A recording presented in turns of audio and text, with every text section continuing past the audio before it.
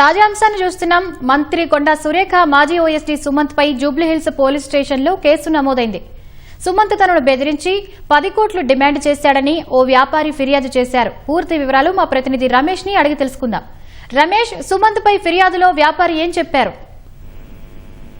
మంత్రి కొండ సురేఖ మాజీ ఓఎస్డీగా పనిచేసిన సుమంత్ పైన మేడ్పల్లి పోలీసులు 0 ఎఫ్ఐఆర్ కేసు అయితే నమోదు చేయడం జరిగింది. అనంతరం ఈ కేసుకు సంబంధించి కూడా జూబ్లీహిల్స్ పోలీస్ స్టేషన్ కి అయితే బదిలీ చేయడం జరిగింది. కానీ ఒక బాధిత వ్యాపారికి సంబంధించి తనను హత్యాయత్నానికి కూడా ప్రయత్నించడంతో పాటు డబ్బులు డిమాండ్ చేశారని చెప్పి కూడా ప్రధానంగా బాధితుడు పోలీసులకు ఇచ్చిన ఫిర్యాదులో అయితే పేర్కొనడం జరిగింది. దాదాపు 10 కోట్ల వరకు కూడా ఇవ్వాలి అని చెప్పి కూడా అతను డిమాండ్ చేసినట్లయితే అతను ఫిర్యాదులు ఇచ్చినట్టు తెలుస్తుంది. అయితే ఇక్కడ ఎవరైతే బాధితులు ఉన్నారో అతను తెల్లపల్లికి సంబంధించిన బాధితుడిగా ఉన్నాడు. అయితే కొన్ని రోజుల నుంచి కూడా అతన్ని ఫోన్ చేసి గత నెలలో ఒక రోజు కలవాలి, అర్జెంట్ గా రావాలి అని చెప్పి కూడా అతనికి ఫోన్ చేసి సుమంత్ అడగడం జరిగింది. అయితే తను వేరే ఊరు వెళ్ళాను, హైదరాబాద్ కి వచ్చిన తర్వాత కలుస్తాను అని చెప్పి కూడా అతను చెప్పడం జరిగింది. అయినప్పటికీ వినకుండా ఈ రోజు ఖచ్చితంగా రాత్రి ఈ సమయంలో జూబ్లీస్ లోని ఒక ఫ్రెండ్ సంబంధించిన ఆఫీస్ లో కలవాలని చెప్పి కూడా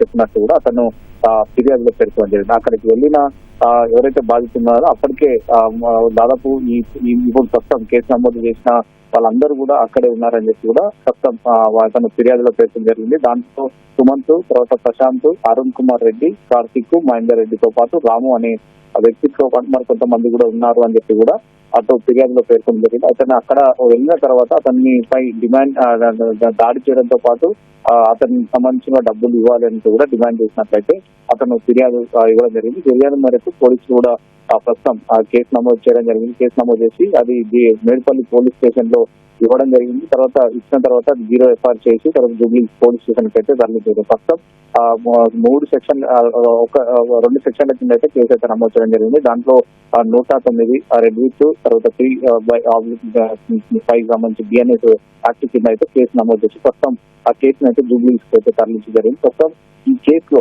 అసలు ఏం జరిగింది, తర్వాత ఈ కేసుకు సంబంధించి కూడా ఇంకా పూర్తి వివరాలు అధికారులు అయితే తెలుసుకునే అవకాశం ఉంది. కేవలం మేడ్పల్లి పోలీస్ స్టేషన్ లో ఫిర్యాదు చేయడం జరిగింది కాబట్టి ఫిర్యాదు అక్కడి నుంచి 0 ఎఫ్ఐఆర్ ద్వారా జూబ్లీహిల్స్ ఈ రోజు బదిలీ చేయడం జరిగింది. మరి బదిలీ చేసిన తర్వాత దీంట్లో ఎవరైతే 6 పేర్లు ఎవరైతే ఉన్నారో ఆ 6 పేర్లకు సంబంధించి వారికి పిలిపించడంతో పాటు తర్వాత ఈ కేసుకు సంబంధించి కూడా ఏం జరిగింది, అతన్ని అంటే దాడికి పాల్పడడానికి తర్వాత అతని డబ్బులు డిమాండ్ చేయడానికి ప్రధానంగా కారణం ఏంటి అనే పైన కూడా సుమంత్ విచారించే అవకాశం విచారించిన తర్వాత పోలీసులు మరి అతన్ని అరెస్ట్ చేసే అవకాశాలు అయితే వస్తాయి. కాబట్టి ఫస్ట్ విచారణ జరిగిన తర్వాత ఈ కేసుకు సంబంధించి కూడా పూర్వాపరాలు కూడా తెలుస్తాయని చెప్పి కూడా పోలీసు అధికారులు ప్రస్తుతం అయితే భావిస్తున్నారు.